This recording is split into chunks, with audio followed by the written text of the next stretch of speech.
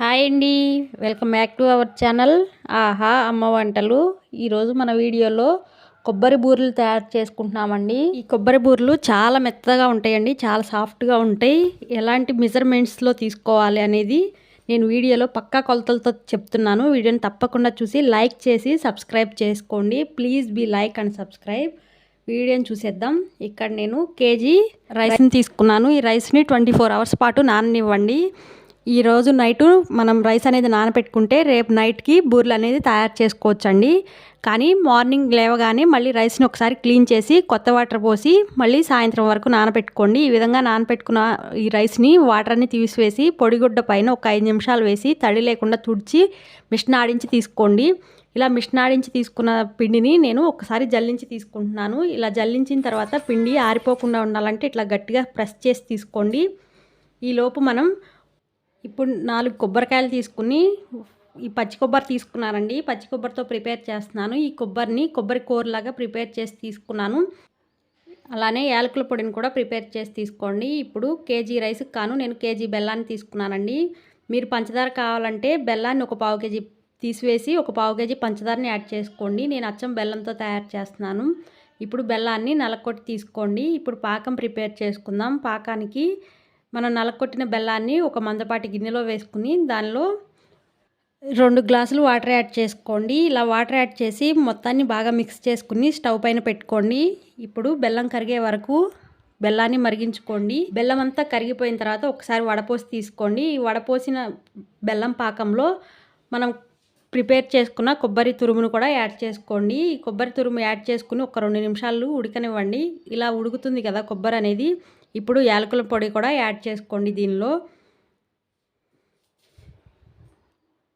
ఒకసారి మొత్తాన్ని ఒకసారి పాకం వచ్చిందో లేదో చెక్ చేసుకుందాం. బూర్లకి లేత పాకమే ఉండాలండి. పాకం కూడా చాలా త్వరగానే వస్తుంది. మనం తక్కువ క్వాంటిటీలో తయారు చేసుకుంటున్నాం కాబట్టి ఒకసారి చూసుకుంటూ ఉండండి మధ్య మధ్యలో. ఇప్పుడు పాకం అనేది రెడీ అయిందండి. లేత పాకం వచ్చింది. ఇప్పుడు దీన్ని స్టవ్ పై నుంచి కిందకి పెట్టుకుని కొంచెం కొంచెం పిండి వేసుకుంటూ బాగా మిక్స్ చేసుకోండి. ఉండలేమి కట్టుకోకుండా పిండి అనేది పాకంలో మిక్స్ అయ్యేటట్టు బాగా మిక్స్ చేసుకోవాలి. మీరు ఎక్కువ క్వాంటిటీలో తయారు చేసుకోవాలంటే ఈ మెజర్మెంట్స్ని డబల్ చేసుకోండి. చాలా టేస్టీగా ఉంటాయండి, మెత్తగా కూడా ఉంటాయి బూరెలు అనేది. ఈ విధంగా పాకం అనేది బాగా మిక్స్ చేసుకుని చూడండి. ఇప్పుడు చలిమిడి రెడీ అయిందండి బూరెలు తయారు చేసుకోవడానికి. దీనిలో కొంచెం నెయ్యి యాడ్ చేసుకోండి. ఇప్పుడు ఇలా రెడీ చేసుకున్న ఈ చలిమిడితోనే మనం బూరెలు తయారు చేసుకుంటామండి. చూడండి, పిండి అనేది ఈ విధంగా సరిపోవాలండి. పాకానికి పిండికి సరిపోవాలి. పిండి కొంచెం మిగిలినా పర్లేదు, కానీ పాకం అయితే మిగలకుండా చూసుకోండి. ఈ విధంగా పాకం వచ్చే వరకు చూసుకుని యాడ్ చేసుకోండి. ఇప్పుడు స్టవ్ ఆన్ చేసి ఆయిల్ యాడ్ చేసుకుందాం. ఆయిల్ బాగా వేడెక్కనివ్వండి.